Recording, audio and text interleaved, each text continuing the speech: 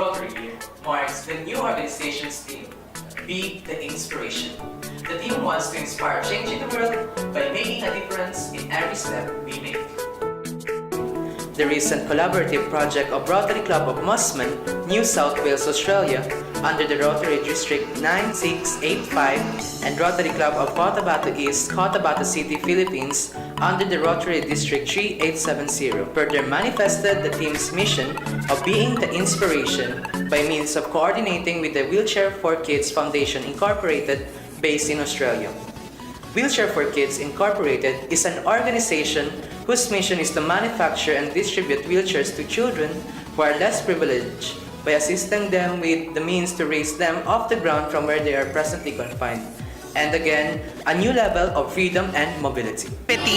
So, ma'am, may I ask you, what inspired you, or who inspired you to do these things, to help other people? Who inspired you, or what motivated you to do such? I think I have a culture of helping other people. When I was young, I was the president of the Red Cross Society, and also in school I take leadership position, and I try to help other children or other classmates who are less fortunate than I am.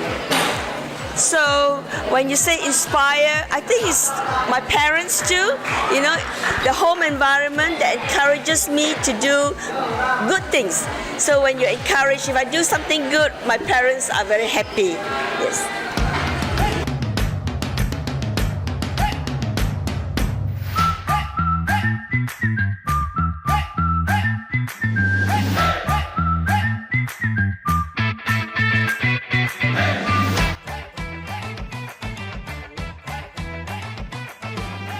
Ganun talaga ang posisyon ng posture ng katawan.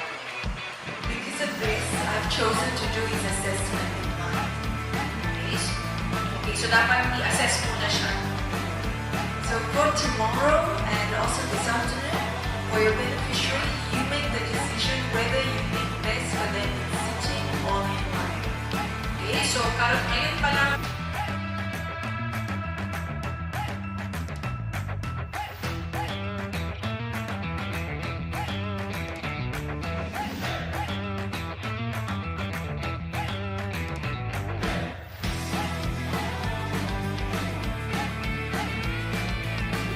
What did you learn during the 2-day seminar workshop? I have learned many things. Hence, I have learned the true essence of service.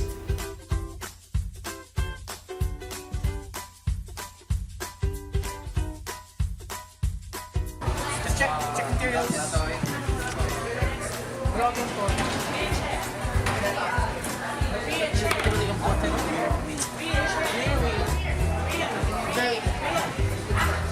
Be a champ for a while.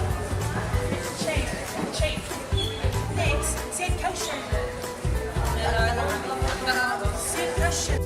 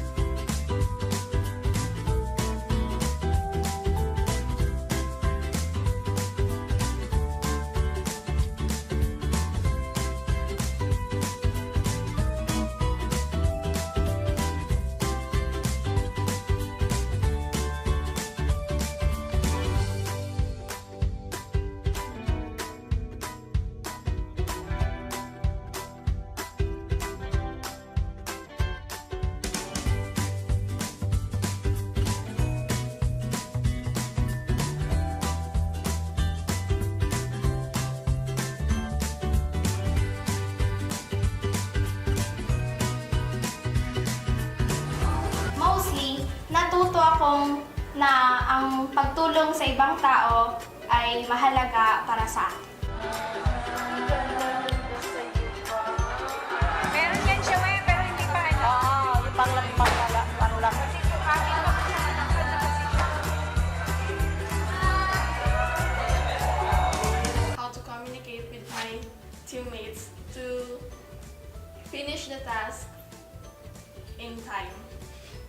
Mother, will you the banda? Happy birthday to you. Happy birthday to you. Happy birthday, happy birthday. Happy birthday to you. Happy birthday, Manuel. Magandang tanghali po sa inyo lahat. Ako po ay salamat na binigyan ng anak ko ng wheelchair. Salamat po ako sa Rotary at sa mga Australian for how many years na yun nakatanggap ng anak ko ng wheelchair. Thank you very much.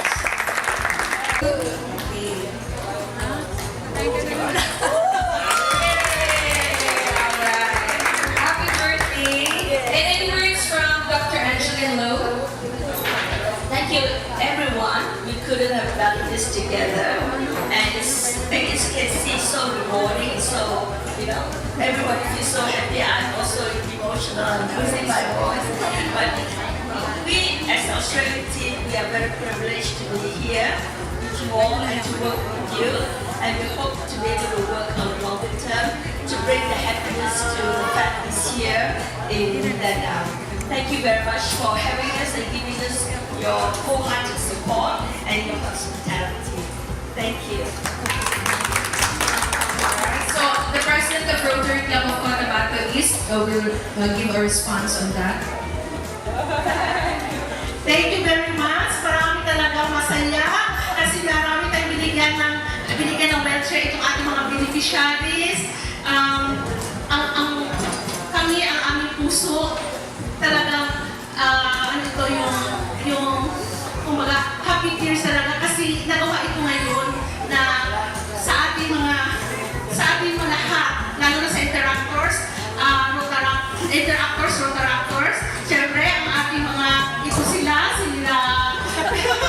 Billy G. Yobeng, si Billy G.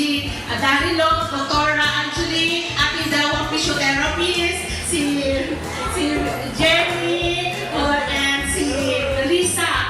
So ating mga Rotarians dito, ating mga officers, so kami ay nagpapasalamat sa inyo lahat. Thank you very much.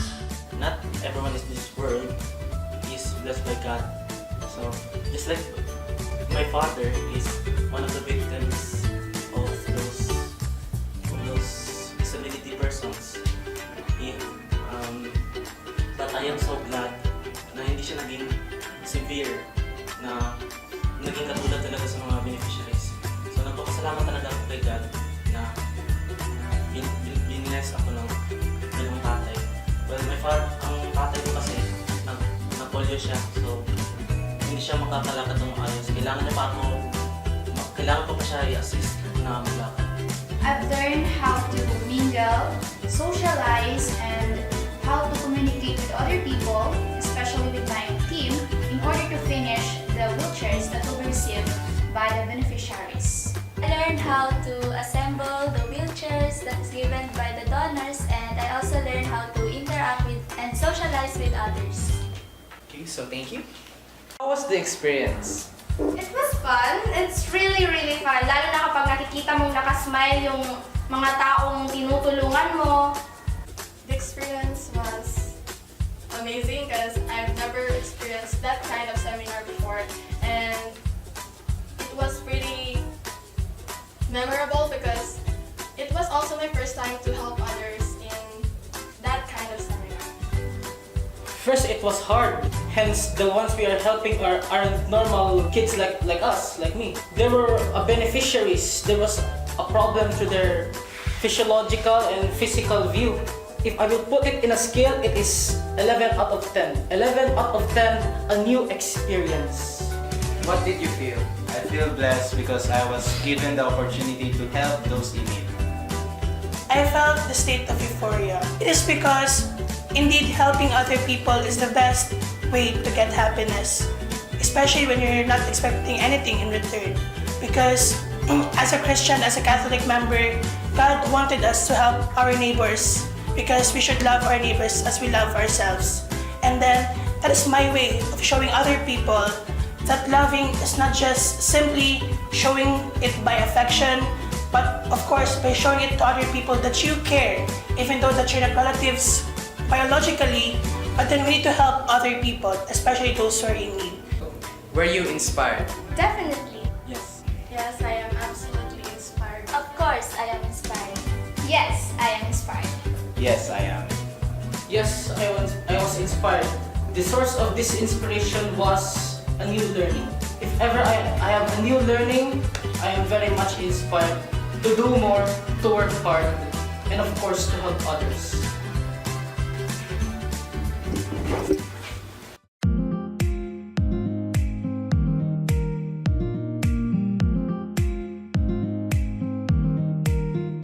Be the inspiration.